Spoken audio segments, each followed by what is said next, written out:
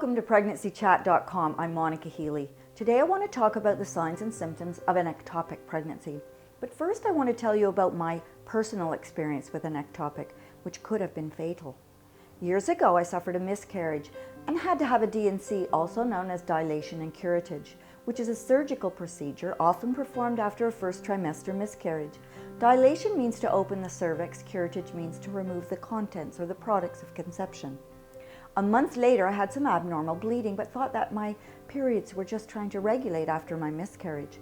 One evening, I bent over to pick something up and suddenly felt very ill, dizzy with diarrhea and sharp pain.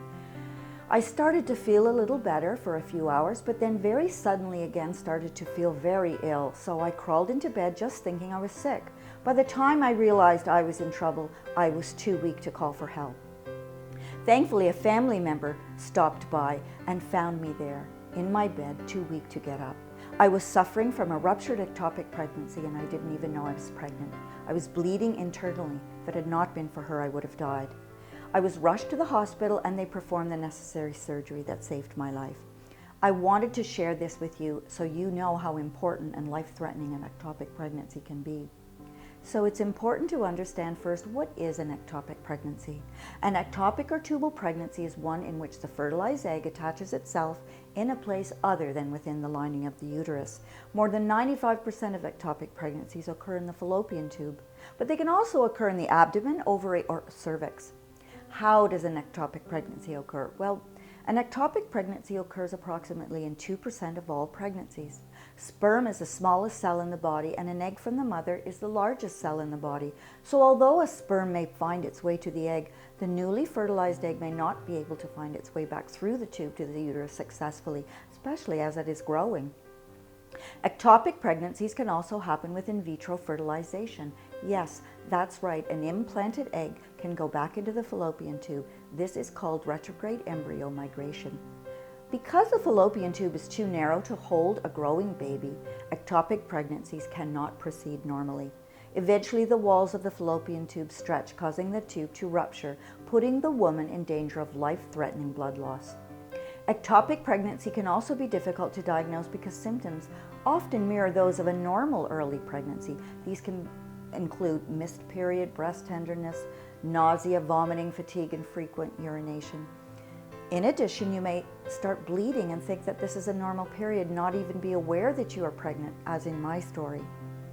How are ectopic pregnancies diagnosed? The warning signs of an ectopic pregnancy are most often a mix of pain, vaginal bleeding, and an adnexal mass, or a pelvic swelling. The adnexa is the area where your ovaries live, but these symptoms are present in only 45% of ectopic pregnancies. There might also be pain in the pelvis, generalized abdominal pain, or even shoulder pain. Shoulder pain can be caused when blood from a ruptured ectopic pregnancy irritates the lining of your abdomen. This pain can manifest in the shoulder. Pain can be mild cramps or maybe more severe, sharp or stabbing pain.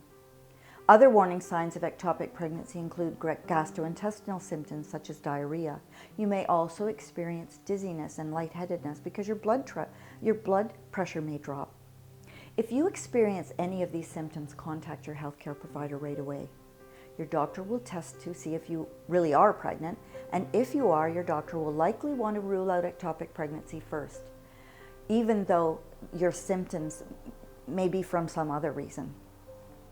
Unless your condition is obvious or you're clearly in an emergency situation, lab tests and ultrasound are almost always used to confirm diagnosis.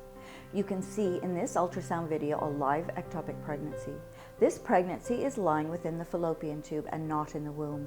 This patient was experiencing pain and bleeding. So how are ectopic pregnancies treated? Narrow fallopian tubes aren't designed to hold a growing embryo.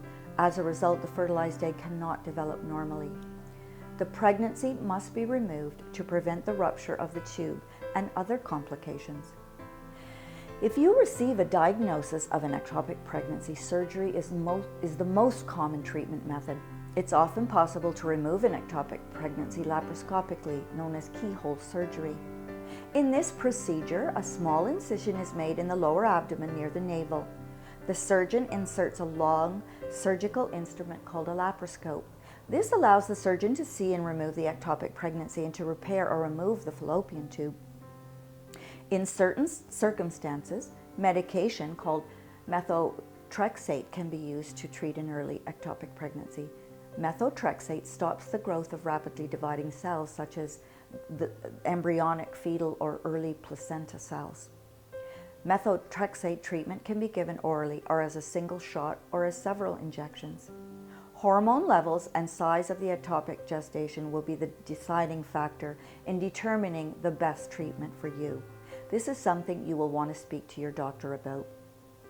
Here are some factors known to increase the risk of tubule or ectopic pregnancy. An infection or inflammation of the tube that has caused it to become partly or entirely blocked.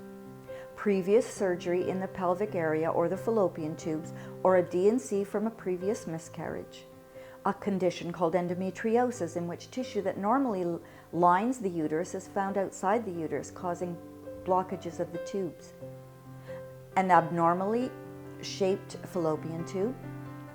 The highest risk factor for ectopic pregnancy is pelvic inflammatory disease, PID, an infection of the uterus, fallopian tubes, or ovaries.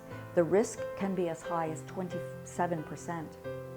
The risk of ectopic pregnancy is also higher in women who have had any of the following: previous ectopic pregnancy because the risk factors are still present, surgery on a fallopian tube, infertility problems as 4.5% of embryos transferred can travel into the tube, medication to stimulate ovulation, intrauterine contraception device.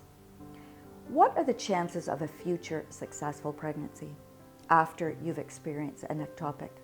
If you have had an ectopic pregnancy, your chances of having a successful pregnancy outcome are a bit lower, but are still very good. Even if one fallopian tube has been removed, you still have more than a 40% chance of a successful pregnancy, but your chances of having another ectopic pregnancy increases around 12.6%. So your healthcare provider should monitor you more closely the next time you conceive. To summarize, if a woman is capable of conceiving, she is capable of having an ectopic pregnancy.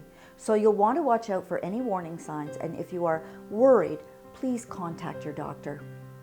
I hope this gives you a better understanding of ectopic pregnancy. If you have any questions, please join the conversation in the forums at PregnancyChat.com. I'm Monica Healy, and thanks for watching.